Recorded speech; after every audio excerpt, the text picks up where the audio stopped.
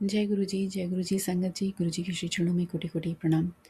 संगत जी, मेरा आज का शुक्राना सत्संग है। गुरु जी ने मुझे कैसे समझाया कि मुझे when I should not teaching the people, people in a sense कि अपने घर के बच्चों को या किसी को भी कुछ भी बताने की, रीजनिंग देने की या उनको समझाने की कोई आवश्यकता नहीं है। When to stop. मैं मतलब अभी तक तो नॉन स्टॉप, मतलब अब मेरी एज है अर्ली 40s में मैं हूँ, बट अब तक तो मैं यही सोचती थी कि मुझे समझाना है क्योंकि मैं बड़ी हूँ, मुझे मैं नहीं करूँगी तो और कौन करेगा। But there should be one point, one line that decides like, okay, now this is done, so you should stop doing those things because there is no point, because output is not coming, so there you're literally wasting your energy, so no need to do that. तो मैंने क्या किया कि मैं मतलब जब भी कुछ होता है तो मैं बच्चों को समझाती हूँ, अपने हस्बैंड अंकल को समझाती हूँ।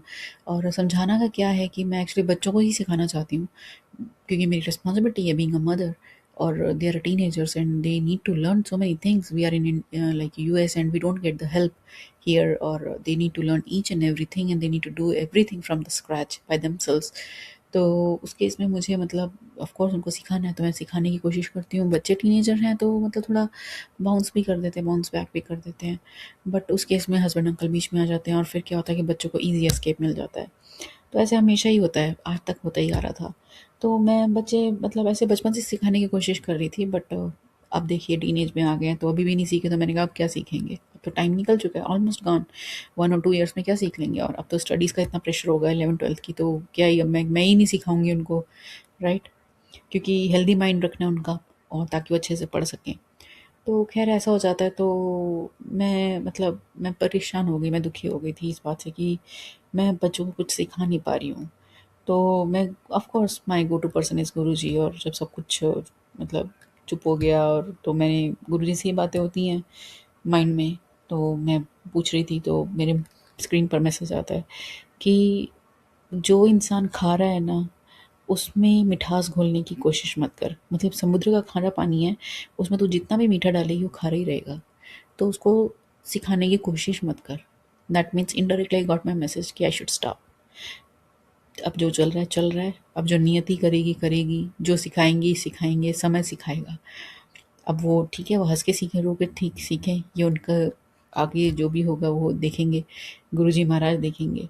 लेकिन मतलब मेरा जो एक वो था ना कि मैं पीछे पढ़ पढ़ के जो सिखा रही थी मैं एज अ पेरेंट, तो नाउ इट इज़ डन। और पेरेंट क्या, एज किसी भी रिश्ते में अपने सिबलिंग्स को, अपने हस्बैंड अंकल को, अब इवन कोई फ्रेंड हो तो उसको, या अपने बच्चों को ही, तो एक टाइम के बाद नो, अगर वो नहीं सीखे तो नहीं सीखे, फिर उनको समय सिखाता है और समय सबको अच्छे से सिखाता है, समय से बड़ा टीचर कोई है ही नहीं। तो ये मेरे को एहसास हुआ, और अब मुझे भी ये मेरे समय ने ही बता दिया कि ना, the time is over, your time is over and Samay will take a charge. तो समय मतलब Guruji Maharaj will take a charge, of course Guruji Maharaj के हाथ में ही है सब कुछ, लगाम और छोड़ दिए मैंने लगाम। अब वो जहाँ आके जहाँ ले जाएं, ले चलें मुझे, मेरे घर परिवार को। और अब एटलीस्ट मैं अब उस बात से परेशान नहीं हूँ कि मैंने ये नहीं किया, वो नहीं किया, मुझे ये सिखाना है, वो सिखाना है, अब कोई प्रेशर नहीं है दिमाग पे। तो शुक्राना है मालिक का, मालिक हर तरीके से समझाते हैं, और कब मेरे को कितना सिखाना है, कब रुकना है, किस रिश्ते को कितना मेंटेन करना है, किस में कितना इनपुट देते देना है, सब सिखाते हैं। बस गुरुजी से कनेक्ट हो जाओ, और किसी से कनेक्ट होने की ज़रूरत नहीं पड़ेगी, कमी नहीं लगेगी किसी की। यही प्रभु की कृपा है, ऐसी ही प्यारी सी कृपा है उनकी। जय गुरु जी। बस यूं ही बनाए रखिएगा, अपना चरणों से हमारे को जुड़े रखिएगा, अपना आशीर्वाद बनाए रखिएगा। भूलों के लिए क्षमा कीजिएगा प्रभु, जाने न जाने में बहुत भूलें कर देते हैं। बस अपने चरणों से जोड़े रखिएगा, चरणों से कभी जो दूर मत कीजिएगा, चाहे हम नालायक जब दूर खुद से होए ना, तो भी आप पकड़ के अपने पास ही रख लीजिएगा हमारे को।